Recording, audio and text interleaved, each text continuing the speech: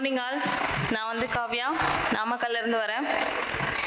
எல்லாருக்கும் நடந்த மாதிரி தான், ராவே தான் எனக்கும் ஒரு டேர்னிங் பாயிண்ட்டாக இருந்துச்சு. காலேஜ் முடிச்சதுக்கப்புறம் எம்எஸ்சி பண்ணலான்ற ஒரு ஐடியாவில் இருந்தேன்.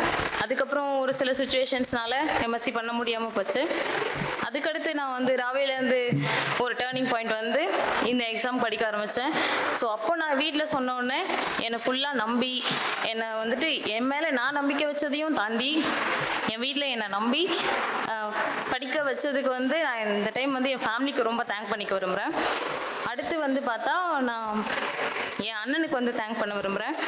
ஏன்னா நான் காலேஜ் முடிச்சதுக்கப்புறம் எந்த ஒரு ஐடியாவும் இல்லாமல் சரி எக்ஸாம் ட்ரை பண்ணலாம், கவர்மெண்ட் எக்ஸாம் ட்ரை பண்ணலான்னு சொல்லிட்டு ட்ரை பண்ணலான்னு என் அண்ணன்ட்ட சொன்னப்போ என் அண்ணன் வந்துட்டு நீ படிடா, உன்னால் கண்டிப்பாக முடியும், நீ வந்து படி, உன்னால் கண்டிப்பாக முடியும், என்ன ஹெல்ப்னாலும் நான் பண்ணுறேன்னு சொல்லி என்னை மோட்டிவேட் பண்ணது ஃபஸ்ட்டு வந்துட்டு என் ஃபேமிலிக்கு அடுத்து என் அண்ணன் தான். என் அண்ணன் வந்து சுகவனேஸ்வரன், இப்போ வந்து ஐஏஆர்ஐயில் பிஹெச்டி பண்ணிகிட்டு இருக்காங்க. ஸோ அவங்க வந்து மோட்டிவேட் பண்ணலன்னா நான் வந்து இந்த அளவுக்கு வந்திருக்க முடியாது.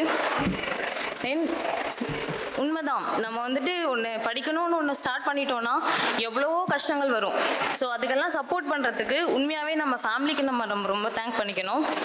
கேட்டிருக்காங்க கண்ணு முன்னாடியே எவ்வளோ பேர், ஏன் வந்துட்டு பொண்ணை இவ்வளோ படிக்க வைக்கிற, இவ்வளோ செலவு பண்ணி படிக்க வைக்கிற, வீட்டில் வந்து நான் என் தம்பி, ஸோ தம்பியை கம்பேர் பண்ணும்போது என் பொண்ணுக்கு இவ்வளோ செலவு பண்ணி படிக்க வைக்கிற அப்படின்னு கேட்கும்போது என் பொண்ணு வந்துட்டு நான் வந்து நம்பி படிக்க வைக்கிறேன், ஸோ எங்களுக்காக கண்டிப்பாக ஏதாவது ஒன்று பண்ணிடுவா அப்படின்னு நம்பி என்னை அந்த இடத்துல கொண்டு வந்து சேர்த்தவங்களுக்கு இப்போ நான் ஒரு எக்ஸாம்பிளாக இருக்கேன்னு வந்து நம்புகிறேன். இப்போது ஃப்யூச்சர் ஆஸ்பிரேஷன்ஸ்க்கு நான் வந்து என்ன சொல்ல விரும்புகிறேன்னா, நம்ம வந்துட்டு ஒரு விஷயத்தில் இறங்கிட்டோன்னா எவ்வளவோ தடைகள் நிறையா வரும், எவ்வளவோ கஷ்டங்கள், எவ்வளவோ ஹர்டில்ஸ் வரும், அதெல்லாம் நம்ம தாண்டி வந்து வரணும். இப்போ அதுக்கு ஒரு எக்ஸாம்பிள் என்னென்னா, நான் வந்து என்னோட படிக்கிற ரூமில் வந்துட்டு hope on you can change any thing அப்படின்னு சொல்லி எழுதி ஒட்டியிருப்பேன். ஸோ நான் படிக்கிறப்போ வந்து அதெல்லாம் பார்த்துட்டே இருப்பேன். அது வந்து பார்க்கும்போது நமக்கே நம்ம மேலே வந்து கொஞ்சம் எக்ஸ்ட்ரா நம்பிக்கை வரும். ஸோ அப்போ வந்துட்டு இப்போது அந்த சென்டென்ஸை வந்து நான் வந்து அதுக்கான எக்ஸாம்பிளாக நான் இருக்கேன்னு நினைக்கும் போது எனக்கு ரொம்ப ஹாப்பியாக இருக்குது. ஸோ நீங்களும் எல்லாருமே உங்கள் மேலே நம்பிக்கை வச்சு நீங்கள் ஒரு விஷயத்துக்குள்ளே இறங்கிட்டீங்கன்னா எவ்வளோ கஷ்டங்கள், எவ்வளோ ஹர்டில்ஸ் வந்தாலும் அதை நீங்கள் உங்கள் மேலே நம்பிக்கை வச்சு வந்தீங்கன்னா கண்டிப்பாக உங்களால் எல்லாமே சாதிக்க முடியும். தென் ஃபஸ்ட்டு நான் வந்து 2021 பாஸ்ட் அவுட்.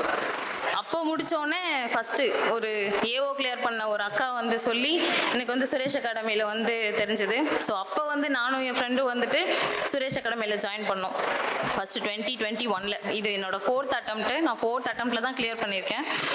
ஸோ வந்துட்டு அப்போ கிளியர் பண்ணால் அப்போ வந்துட்டு ஒரு படிக்கணும், நல்லா எப்படியாவது கிளியர் பண்ணிடணுன்ற ஒரு திங்கிங்கோடு நாங்கள் வந்தோம்.